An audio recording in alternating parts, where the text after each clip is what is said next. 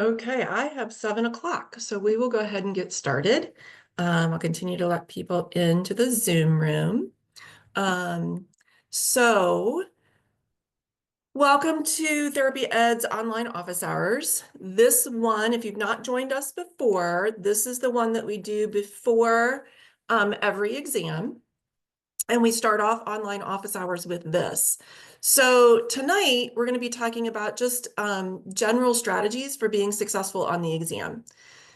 If you've not been with our online office hours before, the rest of the online office hours before the April exam are all they're PT content based, in which we're giving you questions and you can answer questions and test your knowledge base and those types of things. So tonight's a little different. I'm doing a lot of talking tonight. The other online office hours, you're answering questions and putting things in chat, but I would really like you to unmute if you have questions as we go, or go ahead and put stuff in the chat as we go, and I will make sure that we address all those. I will also make sure we have time at the end for any last minute questions. All right, so let's get going. Let's talk about success strategies for the NPTE. So this is what I'm going to talk about tonight. Format of the NPTE. I'm going to go through that quickly, and the content outline, because those are available to you online. If you go to the FSBPT's website, I do always suggest that you have the NPTE candidate handbook. So if you do not have that, go to the FSBPT website and download or print the candidate handbook. And I'll refer to that a couple times tonight, but a lot of this information is there. We'll go over the format of the questions. And then I kind of like to go through that quickly because I think most people really want to hear, how do I develop a study plan? Like, how do I come up with a good plan that'll help me be successful? Also, a lot of students say to me, okay, I've got these review books and I've got all my textbooks and my notes and I've got my study plan, but how do I organize all this? Like, this is really confusing for me. Like, what do I do? Okay, so we're going to talk about how do you actually set up your study sessions each day or week. Okay. Then we're going to do test taking tips. People really like that. They want to know the priorities for answering these questions. We're going to talk about, what's your strategy for changing answers? What does research say? And then we want you to analyze your practice exams. And I'll say this right now, we recommend that you take 3 to 4 practice exams. Okay, 3 to 4 practice exams. And then we'll end with a few tips on managing anxiety. If I go over the hour, I will finish. I don't leave it hanging. I will finish. If you can't hang in because you only have this hour, again, this is being recorded. It'll be put on YouTube, our YouTube channel, by the end of the week. So you can always get on there and check it out. Okay, and I would encourage you to check out all of our online office hours that are on our YouTube channel. Okay. So let's get started. Let's talk about the content and format of the NPTE. So there are 225 questions. Only 180 are being scored because there are 45 questions that are on the exam to determine if they're good items to put on an exam in the future. So every item you're being scored on has been analyzed. Statistics have been run. They make sure that it's an actually good, valid item. Okay. Now you won't know which 45 you aren't being tested on, because if you did, you would just skip them. And then they won't know, are they good items or not? Okay. The exam is 5 hours long. And the way that it's set up is you will get 45 questions. You can move around in those 45. Oh, I want to go to the next question. Oh, I want to go back 2 questions. Oh, I checked these for review. Let me go back and look at the ones I checked for review. So you can move around within those 45 questions. But at some point, you have to say, okay, I'm done with these 45 questions. And then they go away, can't get back to them, and the next 45 questions come up. So there are 5 sets of 45 questions. Okay, that's the way that it's set up. And if you do take the PEAT exams, whether your program buys you the practice exams from the Federation or you buy them, they're set up just like this. Okay. There is a 15-minute break after question 90 or section 2. That's the only time the clock on your computer will stop. Okay. We highly suggest you take that 15-minute break. Don't be like, oh, I just want to get this over. I'm just going to power through. We don't actually suggest that. We say take the 15-minute break. Your time on the computer has stopped. Go out into the lobby, go to the bathroom, get in something to eat out of your locker, walk around, wake yourself up, get ready to go back for the next 3 sets of 45 questions. This was a big change in 2024. So we have about a year under our belt now of the NPTE having scenario-based questions. So they give you a scenario. It's like a mini chart review. And then what they do is they ask you to answer 2 to 5 questions about that scenario. And a lot of times students say, well, we get those questions all in a row. Yes, yeah. So you'll get the scenario, and the next few questions will be about that scenario, okay? So they're up to 40 questions out of that 225 are scenarios. Now, it doesn't mean 40 scenarios, it means 40 questions, okay?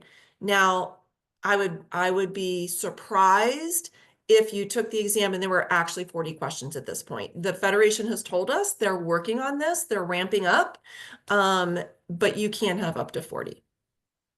All right, so what has been added to the NPTE in 2024? The impact of regenerative medicine that has been added. If you have purchased our review and study guide, we made sure that we talked about regenerative medicine and musculoskeletal and neuro because that's what they've added to the exam. They've added telehealth, not state laws and rules and things, but the general tenets of telehealth. And again, we've made sure that that's in our book. They have added interpretation of electrodiagnostic test summary results. What does that mean? It means if they tell you, hey, this is the result of a nerve conduction velocity test, do you know what that means? Okay, so they've added that.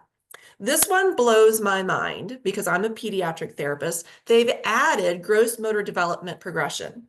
And I'm like, what? Hasn't that always been on the exam? I always tell people they need to know the developmental sequence. And I'm like, what do you mean you added it? And I'm like, okay, well, now we know for sure that it's there. And they've added negative pressure wound therapy and a vacuum assisted closure for wounds. And again, we've updated that in our book. What did they take off? They took off phonophoresis. All right, big deal, right? Now I've had students say, oh, so I don't need to know iontophoresis either. And I'm like, oh, no, no. I actually emailed the Federation and said, can you clarify this? And they said, oh, no, iontophoresis is on the NPTE, phonophoresis is not. Okay, what other changes? Big change in 2024, they have added video questions. Actually, I think it's actually a good thing for you guys because before videos, they used to put still photos on and use arrows to show movement. And sometimes it was really hard in a photo to understand what they were trying to show you. So for some questions, I think you're actually better off with the video than a picture. The videos, what they suggest is when you get to a video question, you go to the bottom right-hand corner and hit the loop button. So the video plays over and over and over again as you're reading the question and the answers. You don't have to keep hitting play. You will not need sound. These are all visual. You can slow down and stop the video if you'd like. Play it as many times as you want. They're not long. They're six to 10 seconds a piece, okay? Now, let's think about it. What will make good video questions? Gait, right? So if you don't know what that, if you're studying and you're like, okay, I understand what this glute max lurch is, but you don't know what it looks like, go online and find a video of it, okay? So know your gait. Other videos we're seeing are they're showing you a special test and they're saying what's being tested. Or they're asking, is this a positive or is this a negative? Or they'll even show you the special test and then say, what are you going to do for treatment? We've also seen exercises. They give you a video of an exercise and they say, what part of gait is this exercise going to help with? Or what are we strengthening here? And so those are just, ideas about what the videos are going to be. All right, so the breakdown, the biggest part is musculoskeletal, 27%. Makes sense. right? That's our bread and butter. Um, the next biggest part is musculoskeletal, or I'm sorry, neuro. So if you look at musculoskeletal and neuro together, that's over 50% of the exam. All right, makes sense. Cardiopulm is 14%.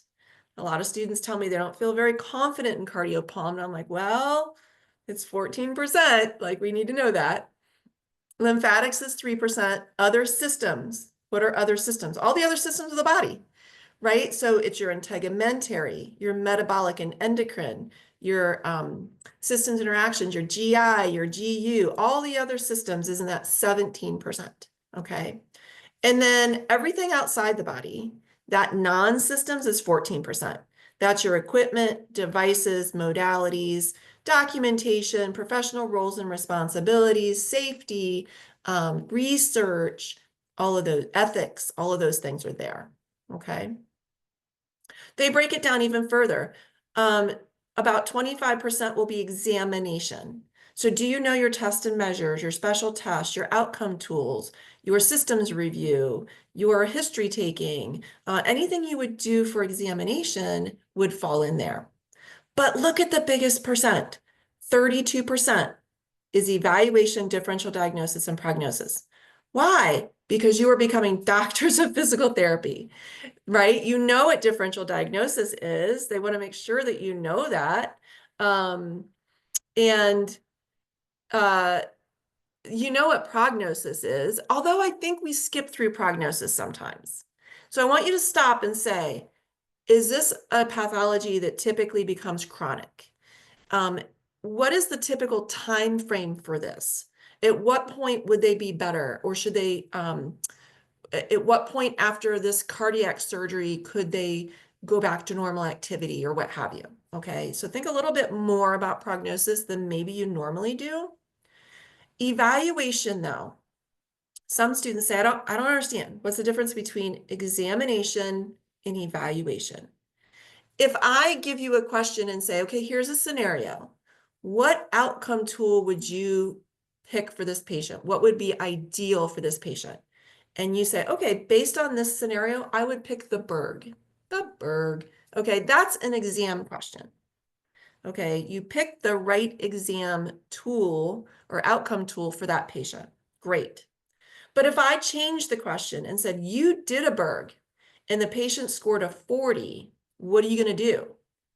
That's evaluation. Evaluation is, do you know what the results of your test and measures mean? So again, as you're studying, be asking yourself, okay, I understand what a stemmer sign is, but what does a positive stemmer sign mean? Okay, because that's what you're going to be tested on.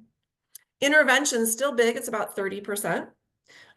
These can be difficult questions. You can read a question in the 4 answers, and you might say to yourself, oh my gosh, I would do all 4 of those things with this patient. Don't freak out. Read the question again. What is it asking you? Oh, it's asking me what I would do first, or it's asking me what's going to be the most effective, or what's the best based on evidence. Oh, I see now the person is younger, or they're older, or they're at high risk for falls. That should make one of those answers really stick out, okay? But your initial reaction might be, oh my gosh, I would do all 4 of these things with this patient, okay? 6% equipment, devices, modalities, technology. 8% safety, professional responsibilities, evidence-based practice. Okay, they break it down even further. And again, this is in the candidate, this is online, the FSBPT website, and in the NPTE candidate handbook. Musculoskeletal, right? It's about 27%. You're going to have about 50 questions, about 16 in exam, 16 in differential diagnosis, 17 in intervention. Okay. Well, compare that with lymphatics. Lymphatics, you're only going to have 3%. 1 is on examination, about 2 differential diagnosis, about 3 in intervention. You're only going to have 6 questions. Now, I want you to study lymphatics, right? A lot of people pass or fail by a small amount. So you want to get through the review books. You want to study everything so you can get as many questions right as possible. But you want to be smart about it. Why do we need to know about the content outline because your study plan should kind of reflect the content outline. I make all of my students write study plans, and I had a student once who said, okay, I'm going to study musculoskeletal for a week, neuro for a week, cardiopulm for a week, lymphatics for a week. I said, oh, heck no. Why would you do lymphatics for a week when it's 6 questions and musculoskeletal is 50? You're going to study musculoskeletal for 2 weeks and you're going to do lymphatics 1 day. That's why it's important to know the content outline, right? So that you can plan accordingly. This is the other systems, that piece of the pie that was 17%. It's our integumentary, metabolic, endocrine, GI, GU, and systems interactions. Okay, about 9 in integumentary, only 5 in metabolic and endocrine. What should your focus be with metabolic and endocrine? It better be diabetes. Now, there's going to be other questions, but diabetes is probably going to be the focus of those, a good portion of those. It's only 5 questions, but a good portion. Now, if you look, there's no examination questions. Metabolic and endocrine is all differential diagnosis and intervention. Okay. GI and GU is almost as big as integumentary. Why? Because there's a lot of GI pathologies that a lot of our patients have, like GERD. Okay, and we need to know something about it. There are GI pathologies that present like musculoskeletal. Well, we got to know that. Oh, wait a minute, it's not back pain, it's a kidney stone, right? GU, we're doing a lot of pelvic health. We need to know something about incontinence. So we need to know that. Look at the last one, systems interactions. What is that about? There's no examination questions. There's no intervention questions. These are all evaluation, differential diagnosis, and prognosis. All right. Systems interactions is any pathology, condition, intervention that affects multiple systems. All right. Well, what pathology affects multiple systems? Well, diabetes, cancer. What conditions affect multiple systems? Obesity, pregnancy.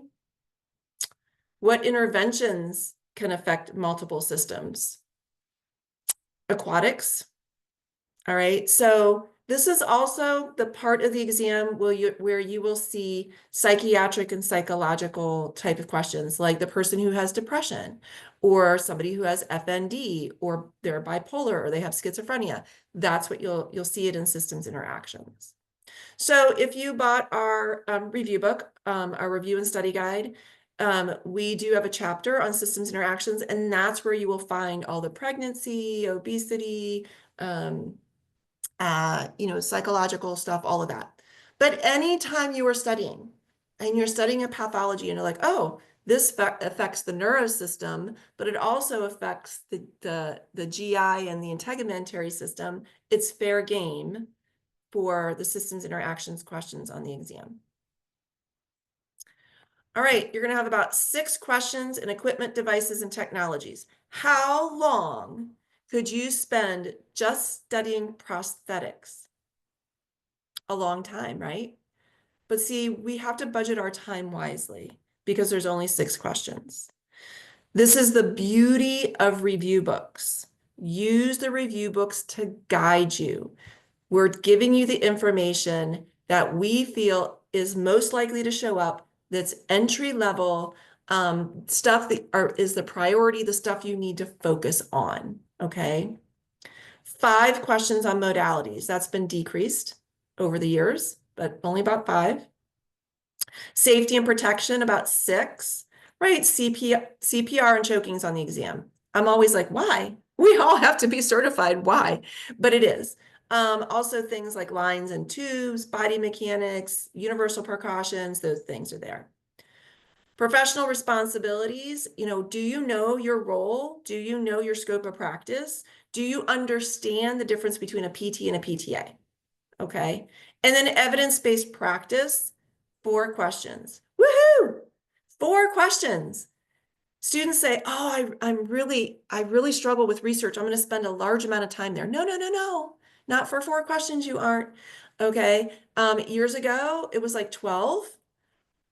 Okay, so we'll take 4. So we're going to study it, but we're not going to spend a long time there. Okay. All right. Does the review book come with online materials and questions? Our review book comes with 3 online practice exams. Each chapters, you can get the book print version, or you can get an ebook. And in the back of each chapter is some like review questions you can ask yourself, and there's a case study in the back of each chapter, systems chapter as well. Okay. Let's talk about the format of the questions. All the questions have 4 answer choices. You won't see 3, 5, they all have 4. They will not say all the above, none of the above, A and B, B and C. None of those will be answer choices. There are 4 discrete answer choices. Yay, that's great, right? The answer choices will be plausible. They don't make up anything that doesn't exist. So if it says, if one of the options is the hokey pokey special test, it's a real thing. Now, I'm making that up because I don't know of a hokey pokey special test, but they won't make up anything that doesn't exist, because they're not trying to trick you. Okay, get it out of your head that they're trying to trick you.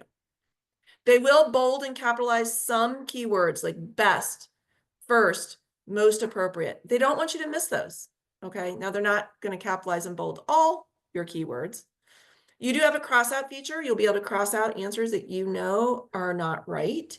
And that's nice, because if you go back and review that question later, you don't even have to look at that answer again. If you're like, I know that's not right, just cross it out. There is a highlighting feature. So you can highlight words in the question. Again, so if you go back, you don't miss those. There's minimal abbreviations. There's only 50 approved abbreviations. Please go to the NPTE candidate handbook. They're listed in the candidate handbook. I always tell students, just look at it. You know them, but it should make you feel better that there's not going to be any abbreviation that they throw on that you don't know. Okay, so look at that. Okay, this is important. For standalone multiple choice questions, everything in the stem of the question matters. If they give you an age, it matters. If they give you a time frame, a setting, it matters.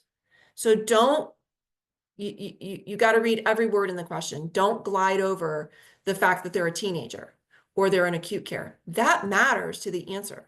So you need to know that. Okay. But for the scenario-based questions,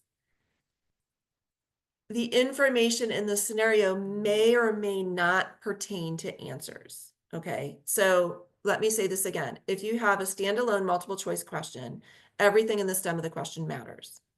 Okay, but people have said in the past, wait a minute, you're testing people to see if they can be doctors of physical therapy and enter our profession, and all you're giving them in the question is the information they need to know to answer the question? Yeah. Well, that's not what happens in the clinic. No, it's not. So that's why they have scenarios now. So when you read the scenario, which is like a mini chart review, every scenario will have a setting. Every scenario will have an age, a gender. It may or may not matter. For the scenarios, they want you to decide what's relevant and irrelevant in that scenario to answer the questions. Okay. And there's different levels of complexity. So they discourage item writers, or they did when I was an item writer. They discouraged us from writing just factual, spit back the knowledge questions. So yeah, you need to know the knowledge and some facts, but if you can't apply it or you can't analyze it, you're probably going to struggle on the exam. So always go beyond the facts. If you have not taken the NPTE mini exam, please go online and do it. The Federation has given you a mini exam. There's a PT and PTA mini exam. Take both. Why not? There are 4 videos, I believe, and there's 2 scenarios. When you start the exam and you take it, you're going to want to write down your answers. And then you're going to want to know, did I get them right? Did I get them wrong? You can take the mini exam as many times as you want. Well, when you first go in to sign in, you'll see all the answers are below. Number 1 is A, number 2 is C, they're down there. So So you have the answers, you can go back and check. When you start the exam, the very first thing is they give you a tutorial. This is how, you're gonna use the highlighting feature. This is how you strike out answers. I say, take that tutorial because it's the same one you'll see on test day. So yeah, let's do that. Answers to questions, yeah, are on the homepage. All right. I see some questions popping up in the chat. Now I'm going to get to those. Actually, this is a good time to stop and get to those. Somebody's just recently started wearing hearing aids. Do I need special permission to have them during the test? Yes. You will need to apply for an accommodation for hearing aids. I previously had accommodations for testing. Do I need to resubmit documentation again? You know what? I'm not sure about that. They should have everything. If you were already approved for it, you should have everything. But I'm not 100% sure about that. I had another one of my students ask me that recently, and I'm like, I don't know why they'd make you resubmit everything because you've already done it and you've already been approved, but I'm not for sure. All right, let's talk about developing a study plan. Keep the questions coming. All right, so determine how long you got.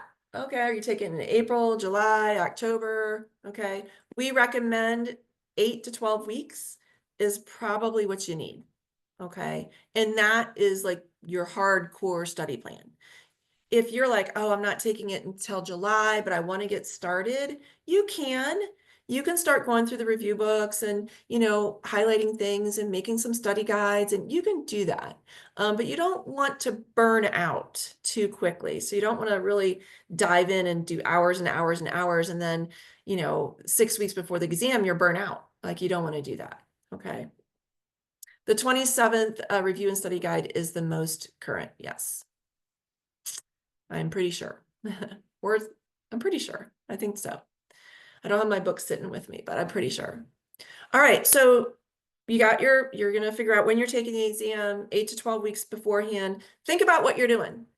Oh, I'm graduating and I've got 6 to 8 weeks to study and I'm really not doing anything else. Then that's probably all you need.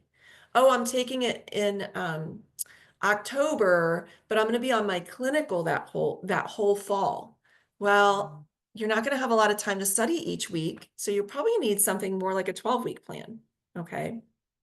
Make a list of your priorities. What are your weaknesses? What are your strengths?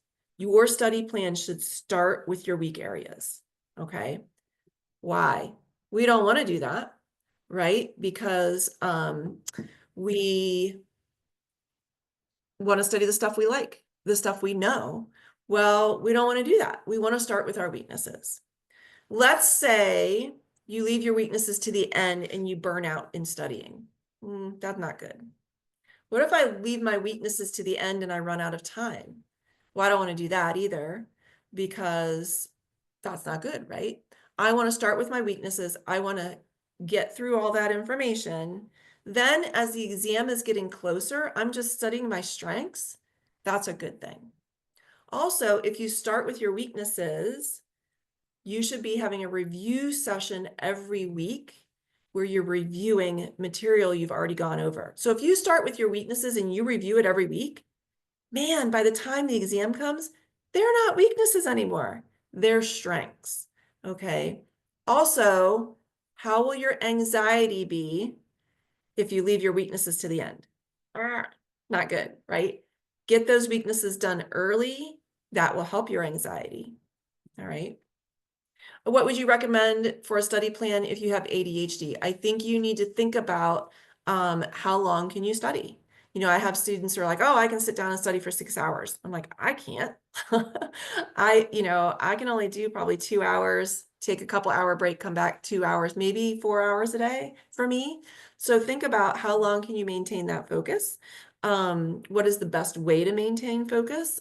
Some people say it's very helpful to do more group studying. So be thinking about those things. You may need to draw your study plan out a little bit more. And think about if you need more review sessions than somebody else. So those are just some things off the top of my head. Do have some knowledge checks, right? You do want to be checking your knowledge as you go. And so we do have an app If you don't buy the review and study guide and you don't want to take the 3 full exams, you can buy our app, and it has the same questions as the 3 exams. And what you can do is you can say, okay, I'm going to study musculoskeletal this week and next week. And at the end of each week, I'm going to just pull up 50 questions on musculoskeletal. So the app, you can just tell it how many questions you want in what content area. So you can do those kind of formative checks. And then you can take, 3 or 4 full practice exams as more of a summative evaluation. So again, have those weekly reviews. I highly encourage group studying. Some people tell me I don't have anybody to study with. I was trained in another country, or I graduated a while ago, and I really would like to find people. I always tell people, come on online office hours. Put something in the chat. See if you can hook up with somebody who's also looking for people to study with. But I do recommend group studying, which we'll talk about. Make sure you get through all the content. Okay, make a plan. If you are going to collaborate with others and you're going to do a lot of group studying, make your study plan with your group. Hey, let's sit down and make a study plan together. So we're all studying the same thing at the same time. You can do that. Just make sure you're considering everybody's strengths and weaknesses. Okay, so we've been teaching this course for Therapy Ed has been around for over 30 years. I think we're the longest standing NPTE prep company in the United States. And we've surveyed students and we've said, hey, if you've passed, would you let us know? How much did you study? The average student who has passed has told us they studied 3 hours a day, 6 days a week for 6 weeks. That's the average. So I did the math, that's 108 hours. So what I tell people is, as you're developing a study plan, I would have at least 108 hours. Okay, and that does not include your practice exams and the review of your practice exams. But that gives you some guideline, because otherwise you're developing this study plan and you have no idea, like, how many hours should I be studying? And so that gives you a guide. Try and make your study plan so it's at least 108 hours. Study by topic. You don't have to study all of musculoskeletal. I could not do that. I don't like musculoskeletal. I'm a peds person. I'm a neuro person. If you said I had to study musculoskeletal for 2 weeks solid, I'd be like, right? But I can study the knee. And then I'm going to go study something else. Then I'm going to come back and do the ankle. Then I'm going to do something else. I'm going to come back and do the shoulder. You want to get through musculoskeletal, okay? But break it down if you need to. Make sure you complete the topic before you move on. If you're going to study wound care dressings, study it and finish it. You don't want to keep bebopping around, because if you never actually fully finish anything, it's going to increase your anxiety and you're going to feel like you're not accomplishing anything. So break it down and make it manageable and finish it before you move on. And that will help your anxiety too. Integrate sources. Use your review books, your textbooks, your classmates, faculty. Use us, Therapy Ed. If you see 1 week, we're going to be doing online office hours on neuropathologies. I'm doing that right before the April exam, I think. And you've got a question about CP, come on online office hours and ask. Okay, we're here for that. Make sure you are doing practice exams, but don't solely use practice exams. I've had students do that. I just want to take exam after exam after exam. Every exam is different. Every exam has a different flavor. You're not being thorough in your studying if that's what you're doing. Just use practice exams to see, how am I doing? Are my scores coming up? What are my weaknesses? What are my strengths? The stuff I've studied, has that score come up? Okay. Do you think it's worth it to purchase the Therapy Ed book and supplemental program like Score Builders or Final Frontier? Therapy Ed, I mean, we've been around forever. Our 2-day course is great. Our practice exams, students tell us our practice exams are the best after the PETs. And to get those, you have to buy the review book. The review book with the 3 exams is just as much as buying 2 PETs. So you're getting the review book plus an extra exam when you buy the Therapy Ed stuff. Score Builders, I'm told, has a great course. Our course is really good too. I hear a lot of good things about Final Frontier. Look at the price. look at the price of everything and decide, what are you going to use? What are you not? I hear really good things about Final Frontier, but some students tell me it's really hard to get through everything with Final Frontier. So yeah, final exams are very tough. Ours are tough. And we are trying to over prepare you. So when a student takes a therapy ed exam and they say, oh, I got a 65%. And I'm like, oh, are you at the beginning of your studying? Yeah. Okay, that's good.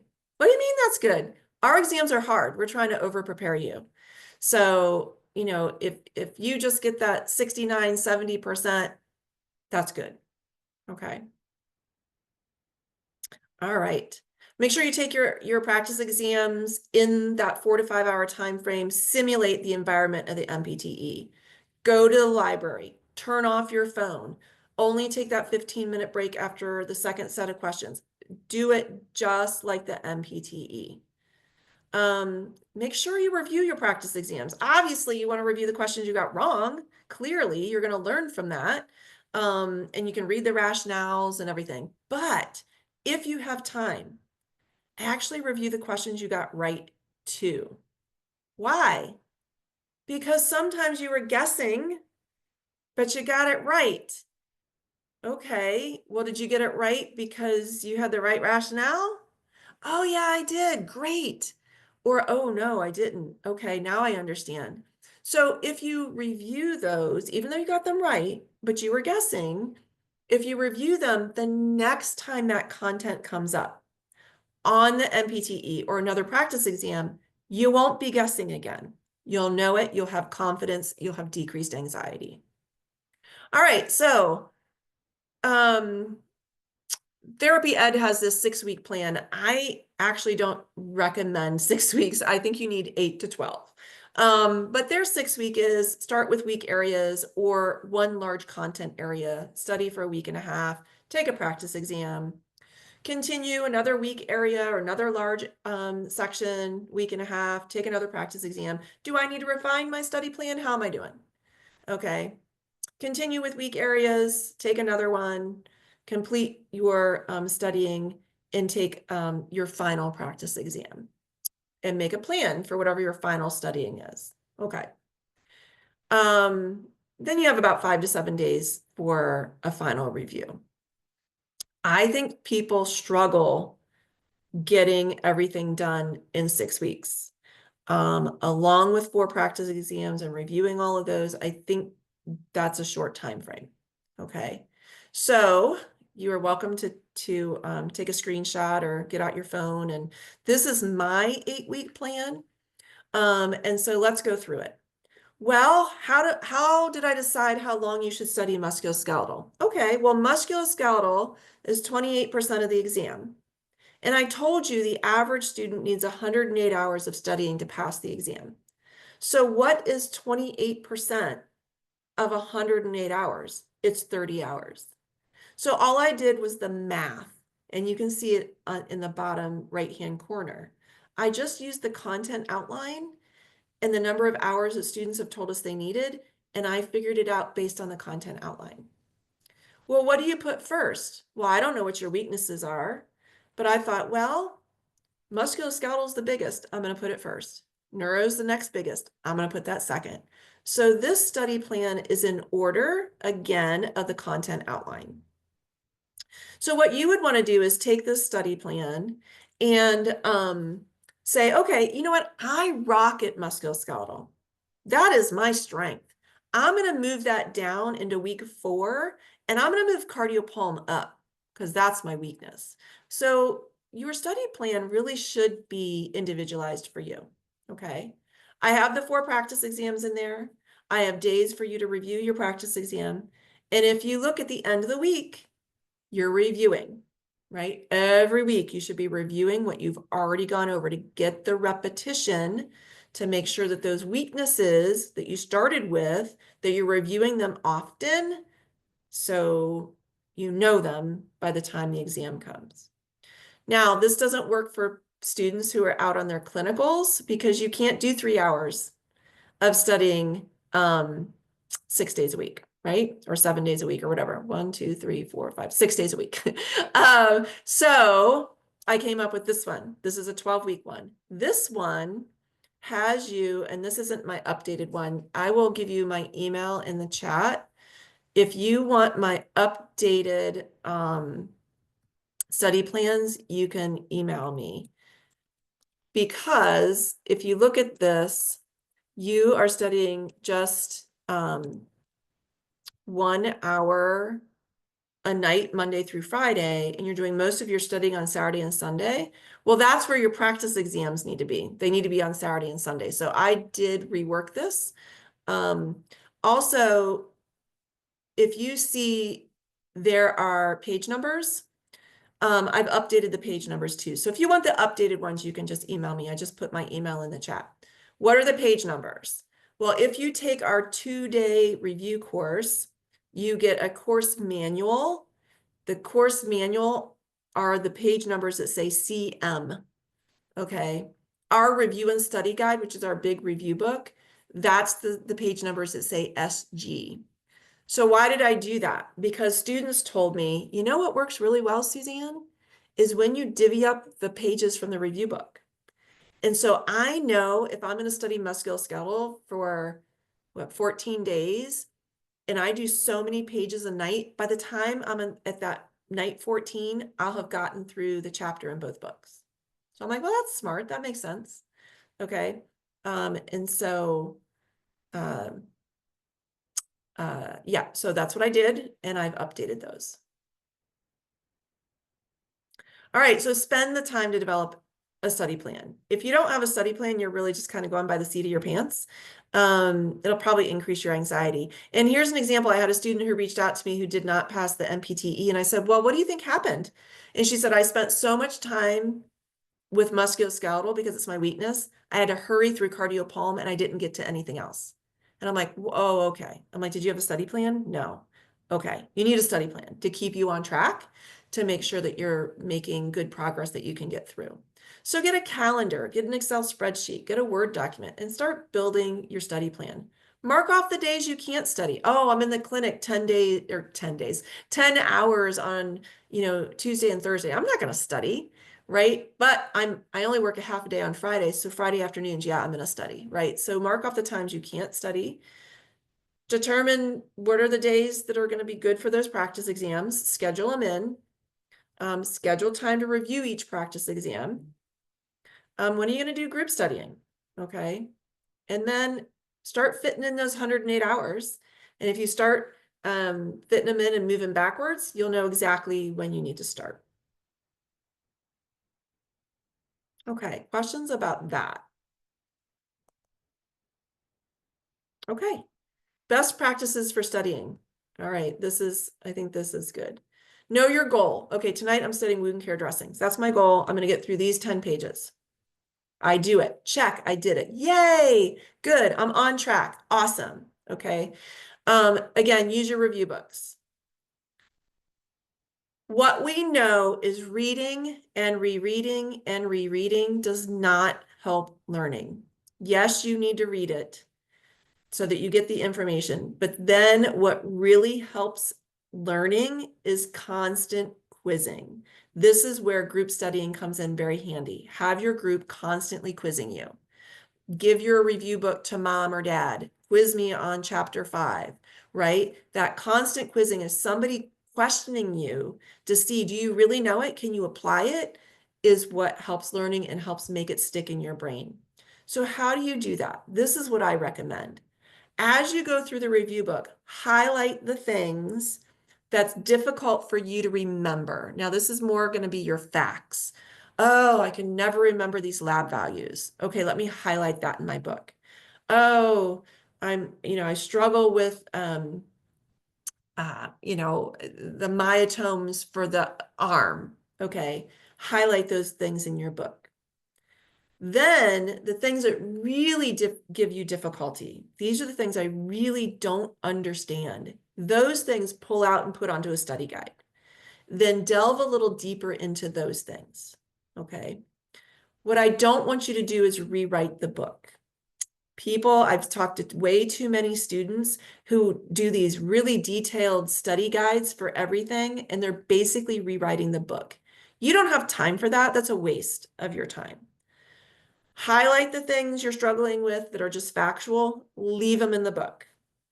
Only pull out the stuff you're really struggling to understand and put on study guides. Then what do? Okay, it's the weekend. It's time to review this information.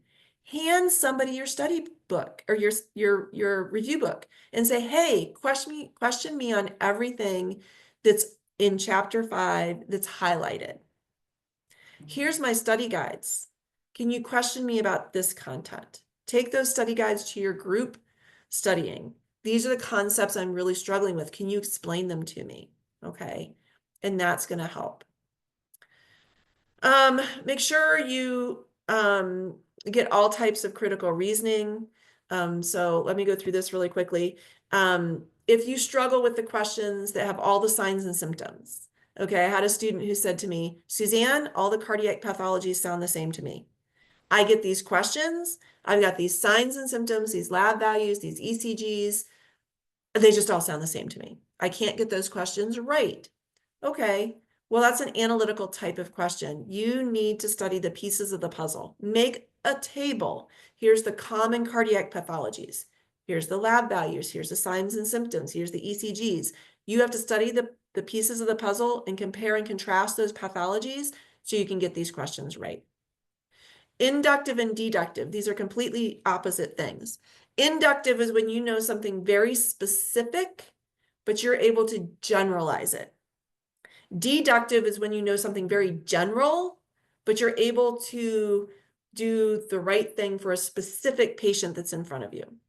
So when you are studying, you just need to be asking yourself questions. Who else would we do this with?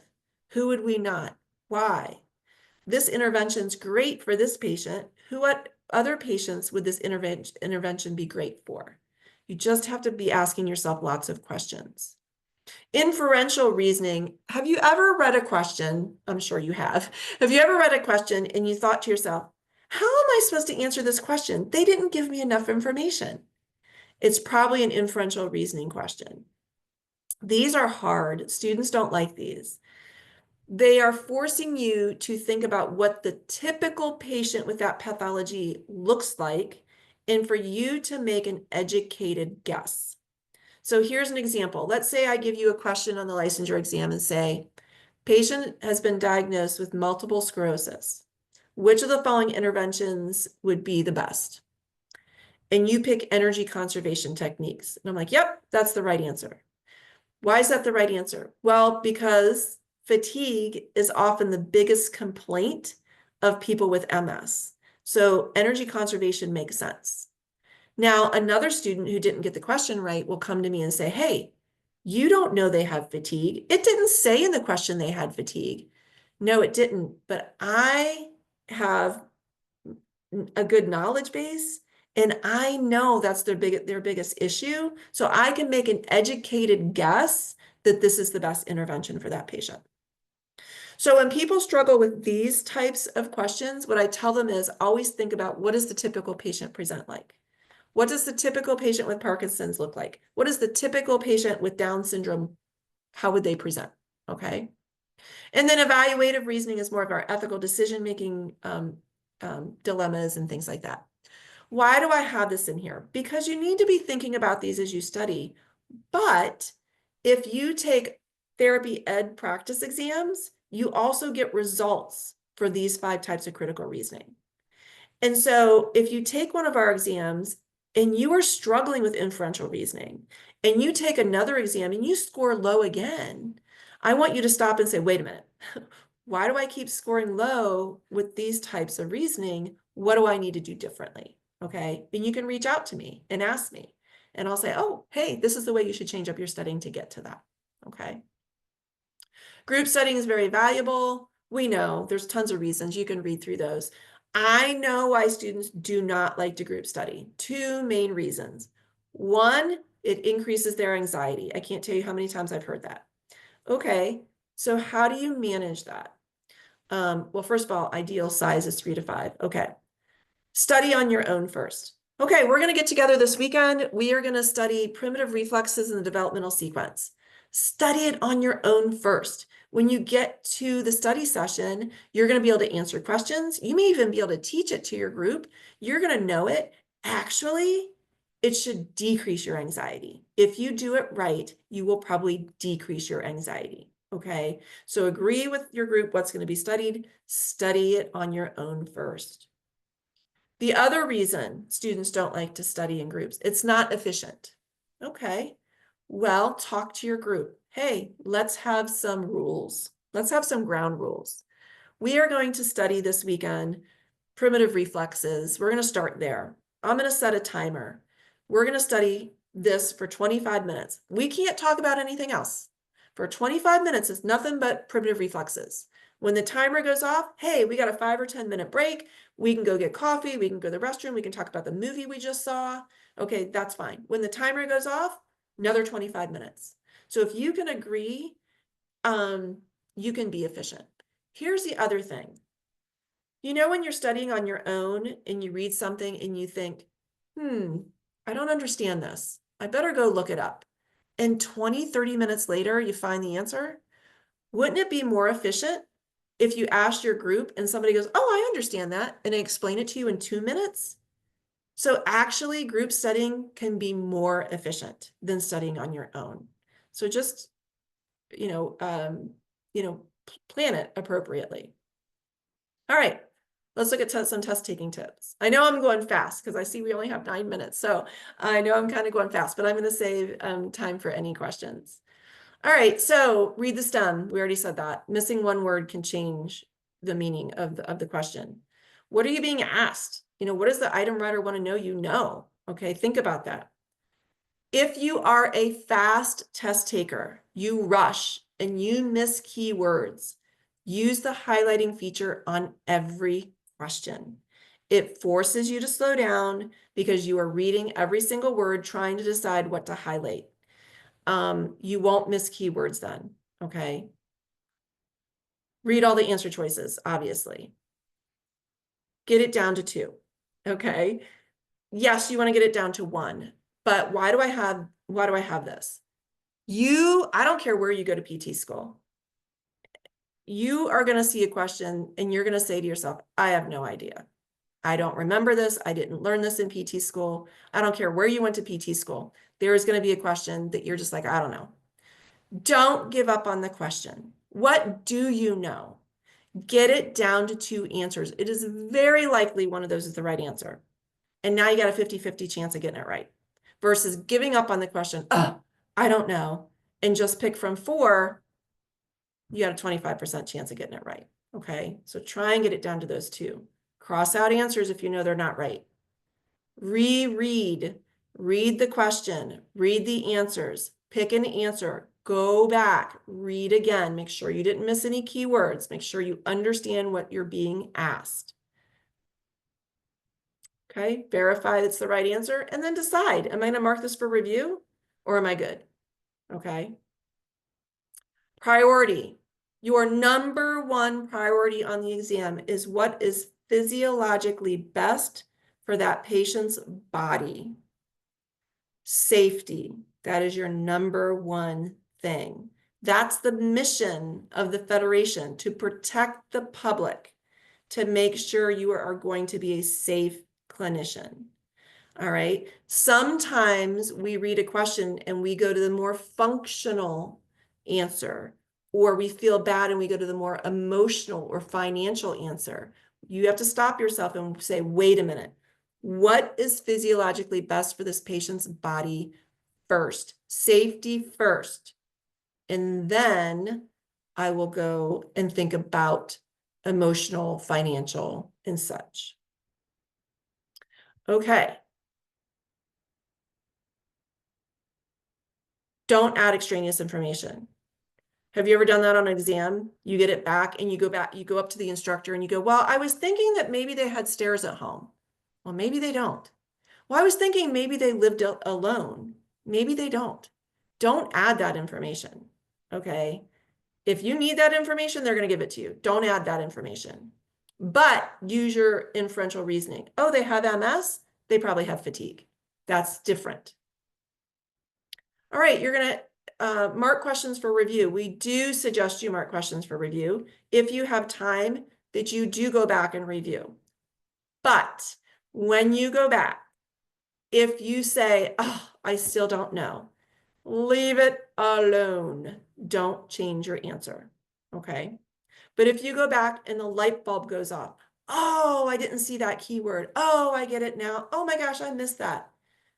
Then change it, right? You have to have a good reason for changing it. And research tells us that. Research, there's been multiple studies on this. I couldn't believe it when I looked it up. Multiple studies on this, that if you follow this, you mark questions for review, you go back and you only change it if you have a really good reason for, you will actually change it from the wrong answer to the right answer by approximately 3 to 1. But you have to be very diligent. I still don't know. Don't change it. Leave it alone. Okay. Oh, I get it now. Change it. Slow test taker, you need to practice. You need to take practice exams and get down to the 45 question per hour pace. 45 question per hour pace. It means you have 1:30 per question on average, and you just have to work on that. Unless you get accommodations where you can get time and a half or double time. If you don't, you're going to have to work on that. And I don't recommend for slow test takers that you use the highlighting feature on every question. I suggest you only use it on the questions you're really struggling with or the ones you're going to mark for review. So when you go back, you don't miss that. And again, if you're a fast test taker, use that highlighting feature. Is it a problem? Oh, I took the exam in 2.5 hours. I had 5 hours, but I took 2.5 hours, but I got a 75%. No, probably not a problem, right? But how do you know? When you review the exam and you review a question you got wrong and you go, oh, why did I do that? Oh my gosh, I missed that. Oh, that was a silly error. You're going too fast. That tells you you were going too fast. Slow down, use that highlighting feature. Make sure you do analyze them, right? Review all the questions. Again, you might have been guessing on some, but stop and ask yourself, why did I miss that question? Oh, did I not know the information? Okay, let me go look it up. Okay, I didn't know that. Okay, maybe I just studied the facts and I really couldn't apply it. All right, well, maybe I understood it, but I didn't apply it appropriately because I missed something in the question. What did you miss? Okay. Are you missing keywords? Are you going too fast? Are you skipping over information? Maybe you picked the correct answer, but it wasn't the best. Why? Read the rationale, okay? Did you go back and change it? Because you were just second guessing yourself. Well, don't do that. Only change it if the light bulb goes off, right? Did you add extraneous information? Well, I was thinking that maybe they don't drive. You can't do that. You can't add that kind of extraneous information. So you will increase your knowledge base by reviewing questions, but you're also going to learn something about your test taking skills and study practices. And that's what I'm trying to get at, is just don't look at the content. Why did I get this question wrong? Where am I struggling? Are there critical reasoning errors? And then think, do I need to adapt my study plan now? Do I need to change how I'm studying? Maybe I need to add that group studying. Maybe I haven't been doing review sessions. I need to do that. Okay, so be thinking about that. I have a lot of students who get a hold of me and they'll say, okay, it's 4 weeks before the exam. I'm freaking out. And I'll say, okay, are you on track with your study plan? Yes. Okay, are your scores going up in the stuff that you've studied? Yes. Okay, let's not concentrate on all the stuff you haven't studied yet. And let's not concentrate on the stuff you're not passing yet that you haven't studied yet. Okay, so really concentrate when you're reviewing your exam results on the scores of the stuff you've already studied, because you definitely want that to come up. Log all of your scores on an Excel spreadsheet and look for patterns. What is passing? 70 to 75% is passing, okay? But if you're taking the PETE exams, you want to make sure you're getting a 600 or higher. Don't solely look at the percents. The percents don't tell you if you passed or not. You have to look at the scaled score and see if it's a 600 or higher. Every exam is different. All right, this is just an example. This is was a student of mine, and I had her logging her exam results. And she said to me, I feel like I'm all over the place. I'm still not passing. I feel like I'm all over the place. I got a 66 and then a 67 and a 68. I'm not coming up very much. Well, a 599 was 1 point away from passing. And so actually that was a lot better than your first PEAT, even though it was only 2% higher. That was a harder exam. And if you look, she has a lot more things that she's passing. Everything in green, she's passed. Everything in blue, the blue is her lowest score. So cardiopulm was her lowest twice. I'm like, I think you need more time on cardiopulm. Okay, so interventions, she passed every single time. So I'm like, I wouldn't spend a lot of time on interventions. You're passing it every single time, right? And so this just helps you really kind of see where am I and how am I progressing and how do I need to do some final studying, okay? All right, last thing. I know we're at 8:01, managing anxiety. Prior to the exam, complete your study plan. I want you to go in the day of the exam and say, okay, I did it. I made it through the review books. I finished my study plan. I'm ready. Okay, that should decrease your anxiety. If you have issues with test anxiety, get help on campus. If you're still a student, you're paying for that. It's part of your tuition. Go get help. Make a drive to the testing center maybe a week or so ahead of time if you don't know where it is. You don't want to get lost that day. So if you make a test drive, even park, walk in, say, hey, I'm taking an exam here in a couple weeks. I just wanted to see where the lockers were and talk to you. And believe it or not, your anxiety that day will be less because you know where you're going and you know what your surroundings are going to be. Again, focus on what you've accomplished, not what you have left to do. Positive attitude. You've got this. You got to keep reminding yourself you've got it. Okay. The day of the exam, arrive early. They ask you to be there 45 minutes early. I tell people just plan for an hour. Okay. Understand there are some things that are outside of your control. You have to let those roll off. Oh my gosh, we were all supposed to start at 9 o'clock. There's some computer issue and we now are waiting because we can't start on time. Okay, outside of your control. Take a deep breath. Okay, you just have to let it go and you're going to have to work hard at that. As you're doing that tutorial at the beginning of the exam, I told you that's on the mini exam, do some deep breathing. Ooh, deep breathing works on my autonomic nervous system, decreases my heart rate. You're not allowed to write anything down until the exam starts. But once it starts, you can write whatever you want down. You'll have 2 dry erase boards. So some people tell me, I just got to get some things down. I'm going to get my sensitivity and specificity down. And then I feel better. My anxiety is less because I know that concept that's difficult for me, my answer is right there on my dry erase board. Okay, but if you're going to do that little brain dump, first of all, you have to be selective what you're going to write down. 5 minutes max.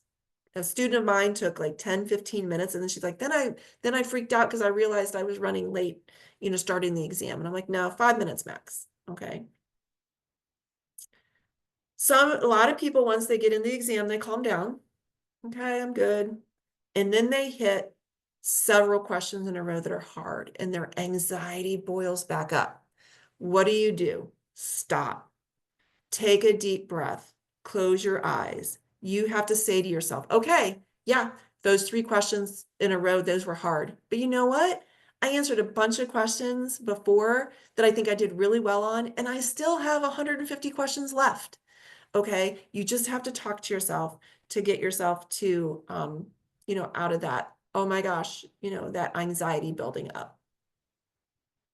Watch your time. Make sure you're not taking more than an hour per section. If you are taking more than an hour when you get to the last set of 45 questions, you will be rushing. That will increase your anxiety, so do not get behind.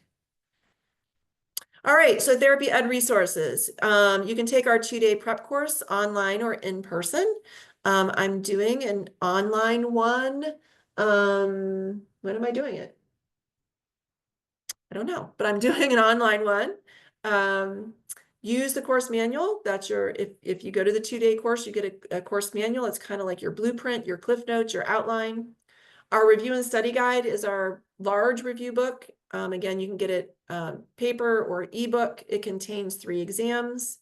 You wanted that for more comprehensive studying. Again, the new app has 600 questions. You can take as many mini quizzes as you want. You can pick the specific content you want to be quizzed on, but these are the same 600 questions that's in the review and study book guide right now. We're very close to switching it over where they're completely different, but right now they are the same. Yeah, you've got 3 practice exams, online office hours. This was the first one for the April exam. I think I'm on next week. I can't remember. But I know I'm doing primitive reflexes or something coming up here pretty soon. So yeah, you can join us online. Okay, so that's not right. I'm sorry, I forgot to put the updated one. What other questions do you guys have? You can unmute or put something in chat. I know that was really quick, all that information.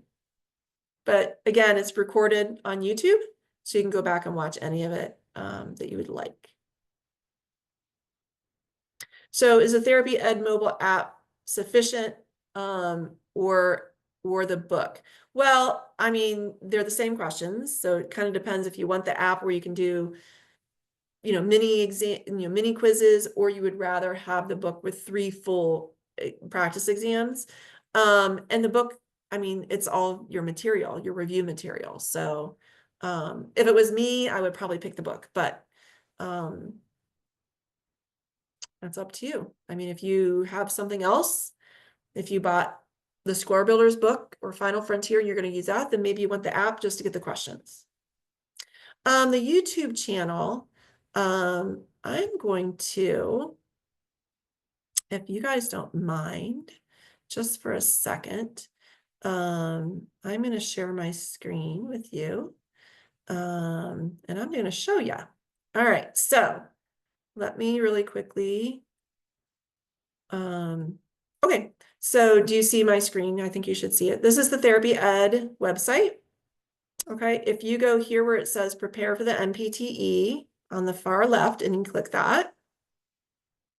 Okay, here's where you would get the book, the prep course. Here is online office hours. I mean, this is probably where you came tonight, right? So you click. All right. So, oh yeah, next week I'm doing primitive reflexes. Come back next week. We're doing heart failure, hip CPGs, neuro. I'm doing pediatric neuro, cervical spine, elbow. Oh, I would need that one. Elbow, wrist, forehand, hand. Oh, and then eSTEM. Okay, so these are the topics before the April exam. But if you go down here, you see where it says previous online office hours. Click there. It takes you to our YouTube channel. And these are all the ones. So, lymphatics isn't scheduled before April, but I just did it not too long ago. So you can come on here and watch it. Okay. So that's how you get to those. Can you take in gum or mints when you test? So I know if you have to take in medication or cough drops, they make you unwrap them all and put them on a Kleenex to take them in. So I'm not sure about gum or mints, but I would ask, just be aware that they're going to make you take them out of whatever container or wrapper they're in and put them on a Kleenex or a napkin. So they're worried about people cheating by having, I don't know, things written on the candy wrapper. I don't know. Yeah, but, so yeah. Do I know when they're going to change the mobile app questions? We have tons of questions ready to go. The company who makes the app, we're waiting on them because there's something with the software. So we are just waiting. At any point when they're like, it's ready, we're ready. So I wish I could give you a time frame. I'm always asking and I'm always being told they don't have it ready to go yet. So Registering for the FSBPT, yeah. So what you're going to do is you're going to go to your FSBPT profile, which should have been set up by your program the first year of, or the first year that you were in the program. So you log into there, and that's how you will register for the FSBPT. Now, what you will want to do is you will want to know what your journey map is. And if you guys are okay, I'll share my screen again. So let me do this. Every time I teach a course, I go on and I do this because, like this weekend I'm teaching in Florida. So what I'll do is I'll put in NPTE roadmap. Okay. I go roadmap or journey map. I go here and then I say, okay, my school is Cleveland State University. That's where I teach. And I want to work in Arizona. Okay. Go. Okay, well, the school started my FSBPT account. I should have finished it. They're going to validate my graduation. Once they validate my graduation, I can go in and register for the exam. Now, when I register for the exam, I will get approval to take the exam, and I can, if I need accommodations, I've got to go through the state to do that. I will get the authorization to test letter. I will schedule and take my exam, and then the score will be reported to my state. And as long as I did everything for the state at that point, I will have a license. So each state is different. So what you want to do is you want to know your journey map, okay? And follow the journey map. I can tell you in the state of Ohio, my students don't have to do anything for the state. They can just sign up and take the exam. Now, they won't have a license if they pass because they didn't do anything for the state. There are other states where you cannot take the exam until you've done everything for the state. So find your journey map first and then follow it. And you should be able to go onto your FSBPT profile and go through the steps. And if you get confused, you can email me or call your state licensure board or the FSBPT, and they should be able to help you with that. Okay.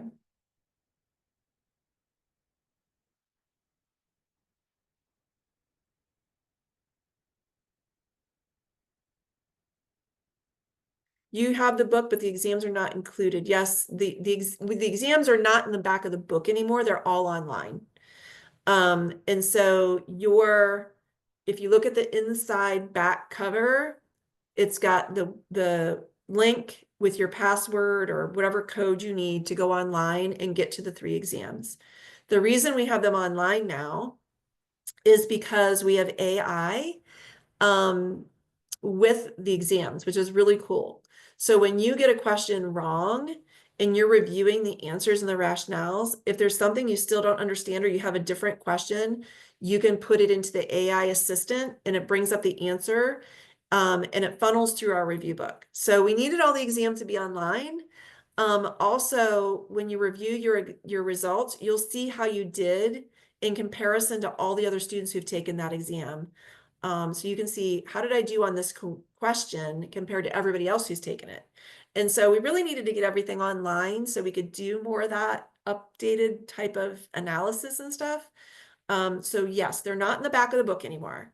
They're online. Now, you can only take them once, but you have access to them for a year. So you can review them, and all the questions you could spend as long as you want reviewing them.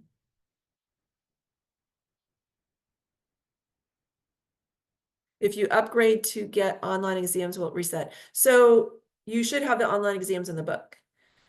Yeah, so I'm not sure what you're asking there, but you can unmute and ask if you'd like. But